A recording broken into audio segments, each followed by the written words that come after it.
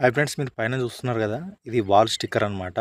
అంటే ఇది మెయిన్గా ఏంటంటే కిచెన్లో వాడుకోవచ్చు. మనం కిచెన్లో వంట చేసేటప్పుడు కానీ, కూరలు, అదేవిధంగా మనము బసలు తోమేటప్పుడు మెయిన్గా వాటర్ పడతాయి కదా, వాటర్ పడ్డప్పుడు గోడ మరకలు అవుతాయి కదా. అయితే మెయిన్గా ఏంటంటే మనం కిచెన్లో అయితే వాడవచ్చు అనమాట. మీరు ఇక్కడ సైడ్లో చూడొచ్చు మనం ఏ విధంగా యూజ్ చేయాలో మనం ఇక్కడ పైన చూపిస్తున్నా.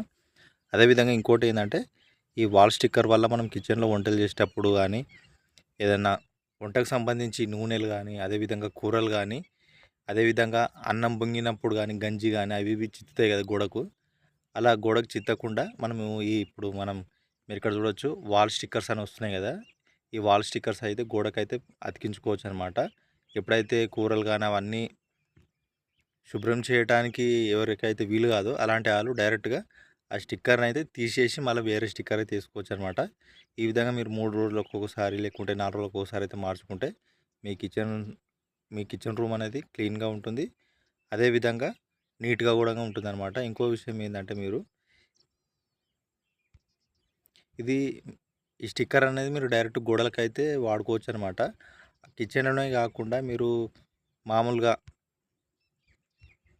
అయితే ఇంకొకటి ఇది మెయిన్ ఏంటంటే ఇది వాటర్ ప్రూఫ్, ఆయిల్ ప్రూఫ్ కూడా. అదేవిధంగా మెయిన్గా ఏంటంటే మీరు మంట దగ్గరికి అయితే ఉంచకండి, మంటకు దూరంగా ఉంచండి. అయితే ఇది మెయిన్గా ఏంటంటే కిచెన్లోనే మంచిగా యూజ్ చేసుకోవచ్చు అనమాట. ఇది కొత్తగా ట్రెండ్ అవుతుంది అనమాట ఇప్పుడు ఈ మధ్యకాలంలో.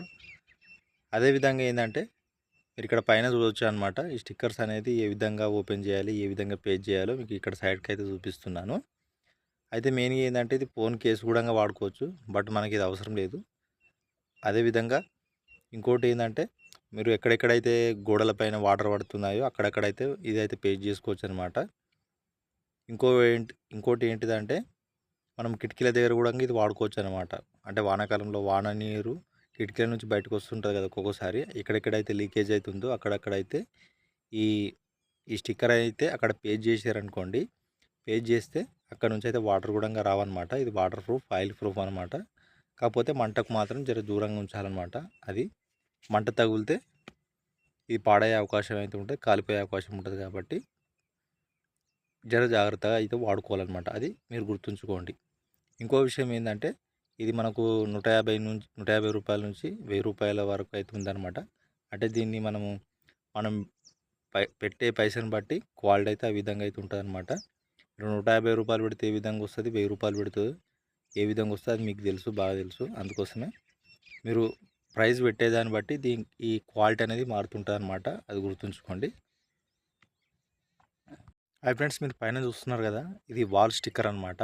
అంటే ఇది మెయిన్గా ఏంటంటే కిచెన్లో వాడుకోవచ్చు. మనం కిచెన్లో వంట చేసేటప్పుడు కానీ, కూరలు, అదేవిధంగా మనము బసలు తోమేటప్పుడు మెయిన్గా వాటర్ పడతాయి కదా, వాటర్ పడ్డప్పుడు గోడ మరకలు అవుతాయి కదా. అయితే మెయిన్గా ఏంటంటే మనం కిచెన్లో అయితే వాడవచ్చు అనమాట. మీరు ఇక్కడ సైడ్లో చూడొచ్చు మనం ఏ విధంగా యూజ్ చేయాలో మనం ఇక్కడ పైన చూపిస్తున్నా. అదేవిధంగా ఇంకోటి ఏంటంటే ఈ వాల్ స్టిక్కర్ వల్ల మనం కిచెన్లో వంటలు చేసేటప్పుడు కానీ, ఏదైనా వంటకు సంబంధించి